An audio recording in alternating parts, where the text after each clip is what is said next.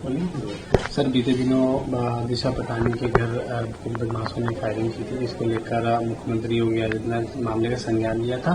आप लोगों ने टीम गठित करके जो आज मुठभेड़ हुई है, 2 बदमाशों को ढेर किया गया, क्या कुछ कहेंगे सर?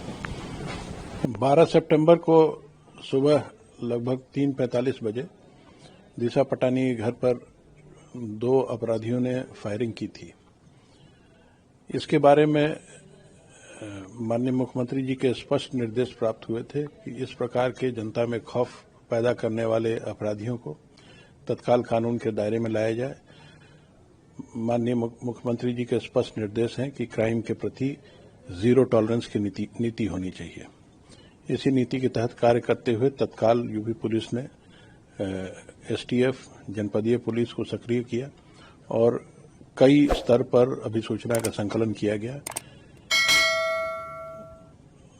आसपास के आने जाने वाले रूट्स पर सीसीटीवी फुटेजेस निकाले गए, धरातल पर अभिसूचना संकलन किया गया, तकनीकी विश्लेषण किए गए, साथ ही आसपास के अन्य प्रदेशों में भी जो क्राइम रिकॉर्ड्स थे उनके क्राइम ब्रांच से प्राप्त कर फोटोग्राफ्स की मैचिंग कराई गई और इन अपराधियों को पहचाना गया।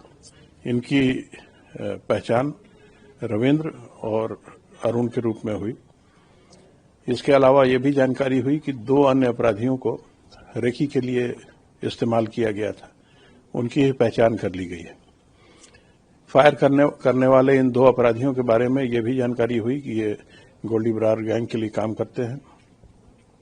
गोल्डी बरार ने इस घटना की जिम्मेदारी सोशल मीडिया के माध्यम से ली थी, जो सभी मीडिया चैनल्स द्वारा दिखाई भी गई थी। एक चैलेंज के रूप में एक्सेप्ट कर इस गैंग को वर्कआउट किया गया और आज सायंकाल में एक मुठभेड़ में ये 2 शूटर्स मार गिराए गए।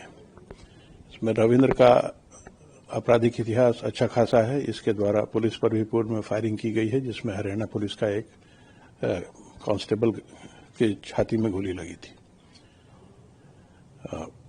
मुठभेड़ में इनके पास से 2 बहुत ही सोफिस्टिकेटेड पिस्टल्स बरामद हुए हैं, जिसमें एक जिगाना की पिस्टल है और एक ग्लॉक की पिस्टल है। साथ ही बड़ी संख्या में 9mm के कारतूस भी बरामद हुए। अब मुठभेड़ के बाद इन्हें हॉस्पिटल ले जाया गया, जहां डॉक्टर्स ने इन्हें डेड डिक्लेयर कर दिया है। आगे की विधिक कार्रवाई की जा रही है। साथ ही इस गैंग के सभी छोरों की, इसके सारे मेंबर्स की जानकारी भी की जा रही है, ताकि संपूर्ण गैंग पर एक्शन लिया जा सके। सर, क्या ये गोल्डी बरार के सक्रिय सदस्य थे? इनको पैसे देके काम कराया गया था, कैसे? यह गैंग गोल्डी बरार के लिए काम करता था। गोल्डी बरार और रोहित गोधारा, ये एक ग्रुप है। गोल्डी कनाडा से सक्रिय है और रोहित गोधारा जो है वो उसके पोर्टुगाल में होने की जानकारी हुई है। इन्हीं का एक गैंग मेंबर लुपिन नेहरा, उसके ही पोर्टुगल में होने की जानकारी है। द्वारा ये ग्रुप संचालित किया जा रहा था और ये निर्देश दिए गए थे। इनका मकसद था कि ये जनता में खौफ पैदा करें, जिससे ये फिर आगे अपने गैंग की एक्टिविटी को उत्तर प्रदेश में फैला सकें और यहाँ भी वसूली आदि कर सकें।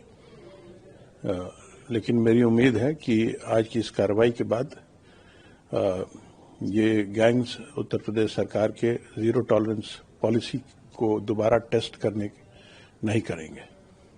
सर, क्या दिशा पटानी को भी इनके माध्यम से धमकी वगैरह कुछ दिया गया था? इसकी जानकारी मुझे नहीं है, लेकिन जो सोशल मीडिया पे उपलब्ध है उससे ये जानकारी मिलती है कि इनके द्वारा खौफ पैदा करने की कोशिश की गई थी, ताकि इनके गैंग का खौफ यूपी में भी फैल सके।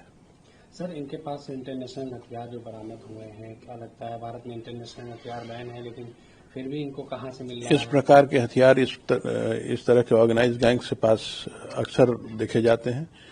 इस पर भी पूरी जानकारी की जाएगी कि ये हथियार कहां से आए हैं, ये कारतूस कहां से प्राप्त हुए हैं, ताकि इन स्रोतों को भी नष्ट किया जा सके।